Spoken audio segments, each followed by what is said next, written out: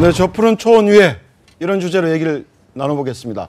시골 가서 농사나 지어볼까 이런 생각하시는 분들 많으시죠? 답답한 도시 생활 속에서 넋두리처럼 하게 되는 말인데요. 하지만 귀농이 말처럼 쉬운 일은 아닙니다. 성공적인 귀농, 무엇부터 준비해야 할까요? 성심건업 최원규 대표와 함께 얘기를 나눠보도록 하겠습니다. 어서 오십시오. 어서 오세요. 네. 그러니까 아무래도 목조주택을 짓고 계시다 보니까 귀농, 귀촌하시는 분들 자주 만나실 텐데요. 예, 맞습니다. 가장 큰 고민이 뭔가요? 우선은 그 자금 문제하고 네. 두 번째는 이제 마음의 준비가 안 된 상태에서 갑자기 내려와서 다시 그 돌아가시는 그렇게 실패하는 확률이 많은데 준비라는 것은 마음의 준비하고 자금력, 네. 그다음에 그 귀농 귀촌했을 때 소득 사업을 할 수 그쪽에서 할 수 있는 이런 거를 준비를 해야 될 것 같습니다. 네, 그 비용 관련해서는 아무래도 가장 뭐 주거 비용, 네. 일단 주택을 마련하는 게 가장 급선무 아닙니까? 네, 맞습니다. 네. 네.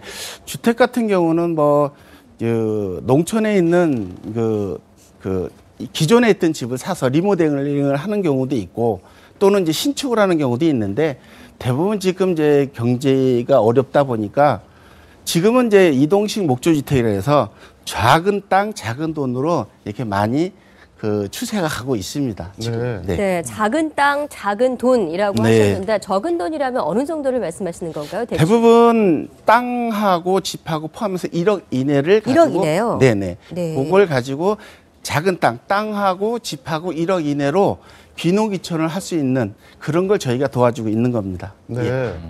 지금 들고 나온 게 바로 그 네, 이동식 목조주택입니다. 예, 요겁니다. 네. 이제 요거 같은 경우는 20평형 이동식 목조주택인데 요 같은 경우는 이제 평당 250만 원 정도에 이게 현장에서 건축을 했을 때는 한 400에서 500 정도 가는 목조 주택을 저희는 공장에서 대량 생산을 하는 그런 시스템인데 한 250만 원이면은 20평, 그러니까 5천만 원이면 질 수가 있는 겁니다. 네. 네.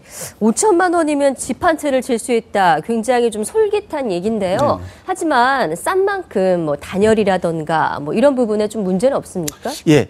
이제 제일 중요한 게 뭐냐면은 가장 더울 때는 뭐 섭씨 뭐 한 30도 이상 가고 그렇죠. 가장 추울 때는 영하 15도, 20도까지 갑니다. 그래서 기온 차가 보통 50도 정도 나요. 네. 그런데 요거를 이게 유럽이나 미국에서 쓰는 목조주택이 우리나라한테 맞겠느냐를 걱정을 많이 하시는데 사실상 이 단열은 우리나라의 단열 기준에 맞게끔 만드는 겁니다. 네. 그래서 이 단열재는 이제 보통 목조주택 미국에서는 인슐레이션의 유리섬유 성면을 쓰는데 저희 같은 경우에는 연질폼이라고 단열이 영하 50도에도 견딜 수 있게끔 만드는 집입니다, 이게. 네, 알겠습니다. 그럼 이게 만약에 이 건축 기간은 시공 기간은 얼마나 걸리나요? 대부분 이제 현장에서 건축을 할 경우에는 짧게는 40일에서 2달.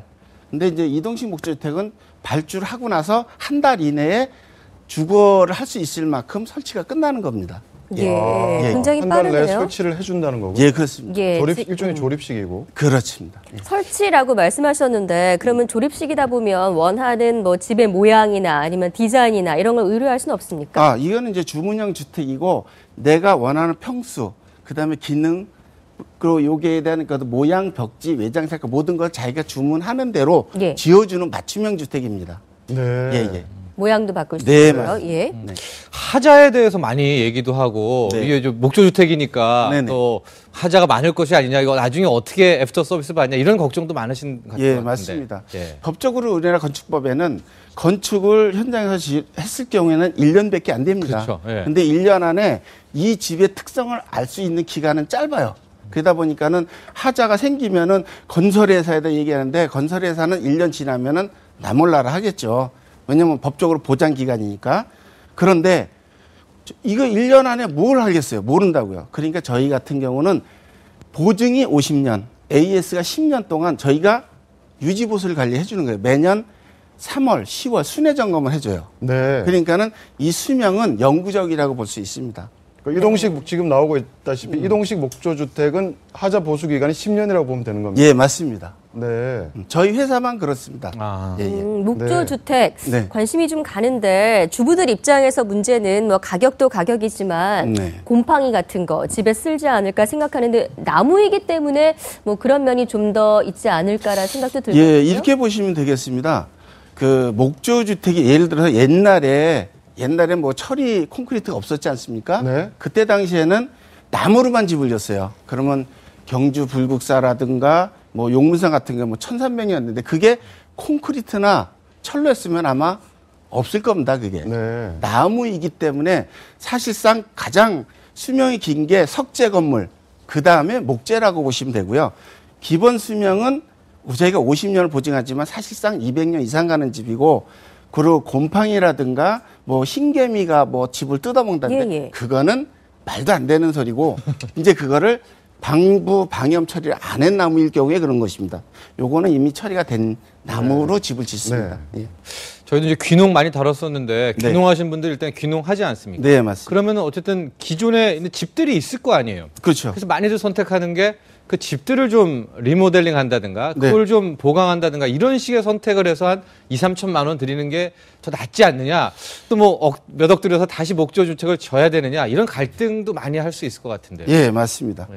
근데 이제 경우에 따라서 약간 다른데 예를 들어서 그 구옥을 리모델링을 하는데 그 가구나 평수나 그 지역에 따라서 예를 들어서 뭐 옛날 수수깡이나 뭐 흙으로 지은 집 같으면은 안 돼. 리모델링 의미가 없겠죠. 그런데 지은 지 이게 뭐 한 10년 이내다. 그러면은 리모델링 해도 그건 무방합니다. 그런데 리모델링을 해도 헌집이라는 게 돈을 들여도 표시도 안 나고 보온단열이 취약하기 때문에 리모델링은 경우에 따라서 해당이 된다고 최 보시면 대표님, 되겠습니다. 그런데 실제 이렇게 귀농 기촌하는 분들이 주택을 지을 때 지자체에서 무슨 지원도 있다고 하던데. 예, 맞습니다.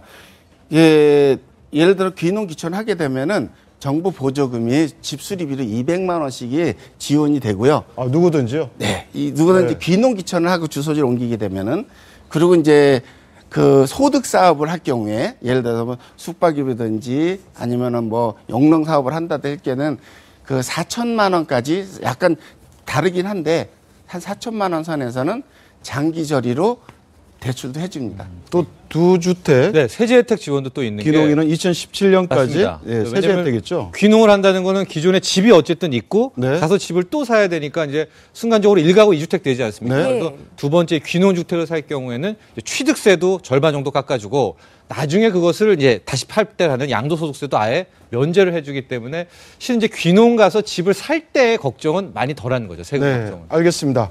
지금까지 말씀 고맙습니다. 예, 네. 감사합니다. 감사합니다. 네.